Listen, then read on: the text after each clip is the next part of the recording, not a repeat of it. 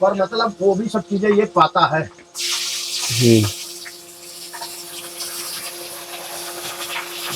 भजन है, साधना है ना सौरभ।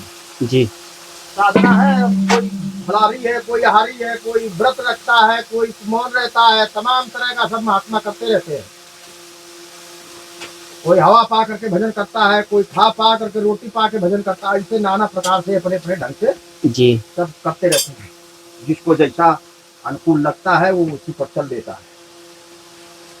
अब यही महाराज जी, जैसे आज हमें महसूस हुआ कि आपका भोजन देखिए इधर बन गया था महाराज जी, और इसके बाद भी हम लोग आए तो आप कह रहे हो कि नहीं नहीं बगैर होती है, भोजन ऐसा पाए ऐसा मत नहीं है ना। जाना। ये भले गए और धूना पर बनाए तो देर लगे, हाँ। इसमें ज्यादा देर नहीं लगती है। गलत होता है ना, महात्मा को या तो पा के आए होते तो अलग बात है। नहीं पा बोलते बाबा जी हम पा के आए हैं तो कोई बात नहीं बनाने की थी। पा के नहीं आए तो ठीक है ना।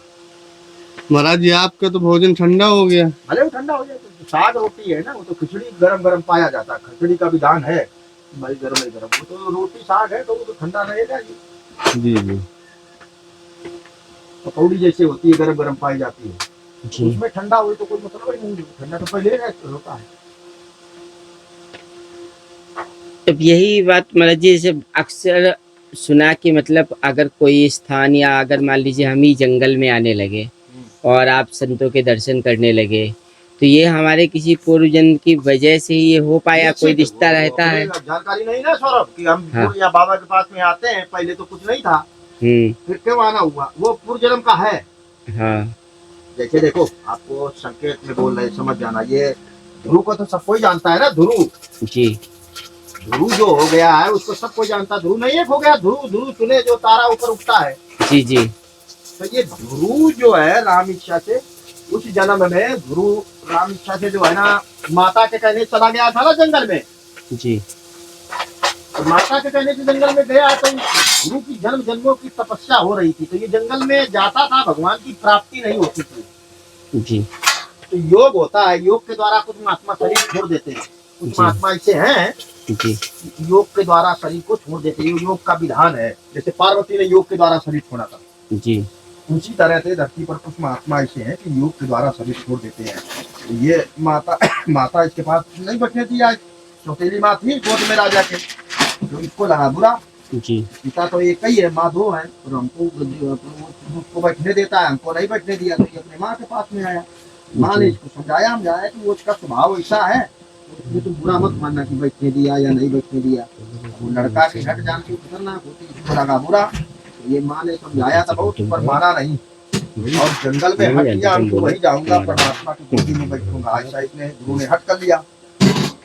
वो जब तपस्या करते करते परमात्मा उसको प्राप्ति हुई है, तो सबने कहा ऋषि मुनियों ने कि 6 बरस का था ना ध्रुव, तो इसको तुमने दर्शन दिया। हम तो 100 बरस की तपस्या करते, 6 ज्यादा होते कि 100 ज्यादा होते।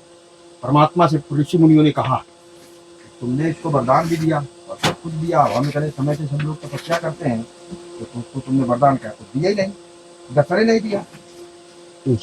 ऐसा जब परमात्मा से उन्होंने ऋषि मुनियों ने कहा कि हम लोग युगों से तपस्या करते हैं, वर्षों से तपस्या कर रहे हैं, तब उसने कहा कि देखो ऐसा है, उनको ये मालूम हो रहा है कि हमने 6 बरस के बच्चा को दर्शन दिया और हम सब तपस्या इतने समय से कर रहे हैं। तो उसको परमात्मा, उसके गुरु ने जो है ना, उसको परमात्मा ने उनको सीन दिखाया। तो बोले तुम अपने पीछे देखो तो वहाँ बहुत सी चिताएं जल रही हैं। जी। एक चिता ऐसी थी कि उसमें अभी जैसे कोई जला के जाता है ना आदमी मुर्दा को, जी, तो उसमें तेजी से आवाज जलती रहती है ना अग्नि।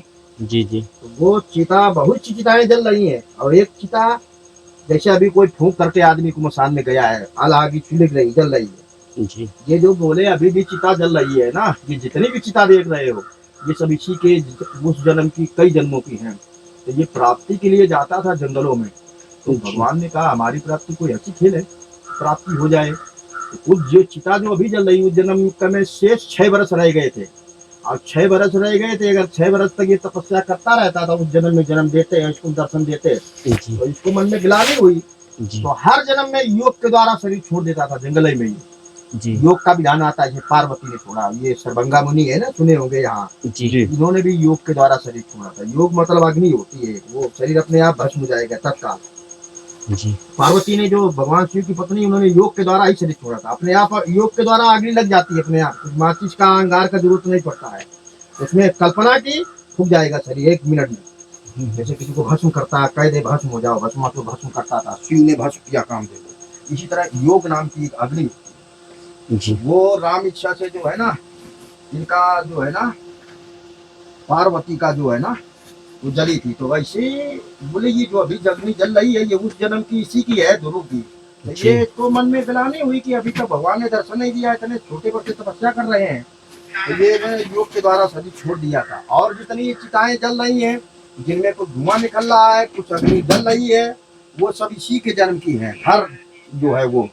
तो ये जन्म जन्मों से प्रयास कर रहा था, तो इसको प्राप्ति होती, जब ये ग्लानि होती थी ना कितने समय से भजन कर रहा हूँ जी और परमात्मा ने दर्शन नहीं दिए, तो ये इसको बुरा लगता था, तो ये योग के द्वारा सभी छोड़ देता था।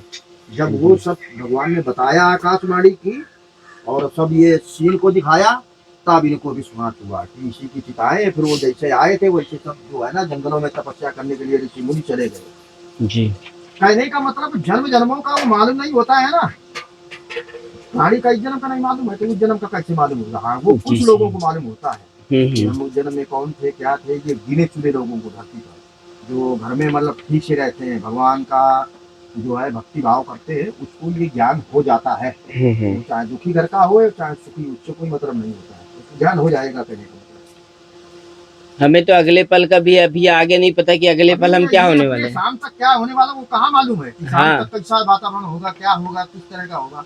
जी तो फिर वो उस जन्म का या जन्म जन्मों का केवल वो विधान केवल परमात्मा को ही मालूम होता है, बात बाकी संभव मालूम नहीं हो पाएगा किसी भी तरह से। फिर ये कौन सोचवाता है महाराज जी कि मैं ये बनूंगा, मैं वो बनूंगा, मुझे बनना चाहिए? जैसे मान लीजिए अंदर से आवाज आ जाती है, कोई नेता बनना चाहता है, कोई नौकरी करना चाहता है, या कोई व्यापार ही करना चाहता है, तो ये कौन सोचवाता है? ये कैसे आ जाता है? ये आत्मा का है ना, शरीर में जो आत्मा चेतन है ना, ये आत्मा जो बोल रही है, जी बोल रही है और देख रही है। सब प्राणी, किसी भी जो आदमी की हो या किसी भी भूत प्राणी की हो, जी तो परमात्मा इसी यही परमात्मा को रूप है। शास्त्र कहता है कि आत्मा ही परमात्मा है। जी ज्ञान नहीं होता है ना, जी तो बताओ तो भी ज्ञान नहीं हो पाएगा, बताने से भी। जब जी। स्वतः अपने को अनुभव होता है, नॉलेज होता है कि आत्मा ही परमात्मा है, उसको फिर पूरा पूरा पक्का पक्का मालूम हो जाता है। अब ऐसे आपको जैसे बता रहा हूँ या कथा में कहीं सुनो कि आत्मा ही परमात्मा है, और जी, शास्त्र जी। में वेदों को पुराण है ना, ये इनको पढ़ो कि आत्मा ही परमात्मा है, तो भी नहीं मालूम हो पाएगा, पढ़ने से भी नहीं और सुनने से भी। वो जी। जब स्वतः नॉलेज होगा, अपने अनुभव होगा, फिर जी, उसको जी। पक्का मालूम हो जाएगा कि आत्मा ही परमात्मा है। जी आत्मा को ही परमात्मा कहते, तो वो विचार करेगा आत्मा तो हमारे अंदर भी है, हम भी परमात्मा है, और जी। दूसरे के अंदर भी आत्मा है, वो भी परमात्मा, यानी सब उसको ब्रह्ममय दिखेगा। जैसे एक चौपाई लिखी है ना रामायण में, सिया राम में सब जग, जी और फिर दूसरा शिव पुराण में लिखा है कि शिव और पार्वती सर्वभूत में है। सर्वभूत का मतलब वही हम में है, तुम में है, वही खंड में है, वही जंगल में जानवरों में भी है, वही सब में वही है। जी सर्वभूत का मतलब यही होता है कि सब परमात्मा है, जिधर देखो जिधर तक तुम्हारी दृष्टि जाएगी या नहीं जाएगी, ब्रह्म के सिवा कुछ है नहीं। उसका अर्थ यही निकलता है। शिव पुराण में लिखा है ना कि वो शिव भगवान के विषय में कि ईश्वर सर्वभूतमय है, तो वो जी, जी। सर्वभूतमय में है भी, पर वो अपने को जब नॉलेज हो जाए तब फिर पक्का उसका दृढ़ विचार हो जाएगा।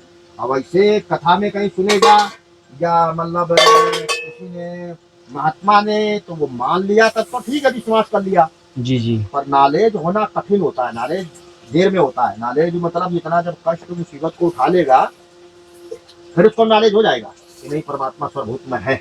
जी कठिन है ना, सुन लेना और विश्वास कर लेना। ये अगर विश्वास सुन करके कर लिया, या शास्त्रों में लिखा है जैसे शिव पुराण में कि ईश्वर सर्वभूत में है, शिव पार्वती का रूप है, तो वो विश्वास नहीं करेगा ना कि भाई जी। होगा। शिव पुराण में लिखा है शिव भगवान शिव सभी में है, पर हमको तो ज्ञान नहीं है। ज्ञान नहीं है तो मानेगा नहीं ना, फिर वो जल्दी तर्क वितर्क करेगा और सही मानने को मंजूर है नहीं, पहले बात होगा हम्म। परमात्मा है कि नहीं, हमें ये जब उसको नॉलेज हो जाएगा, अनुभव हो जाएगा, फिर वो पक्का मान लेगा। तब समझाए मानेंगे। चाहे ना समझाए, उसको स्वतः ज्ञान हो जाता है ना अंदर से कि जी। परमात्मा सर्वभूतमय है, हमें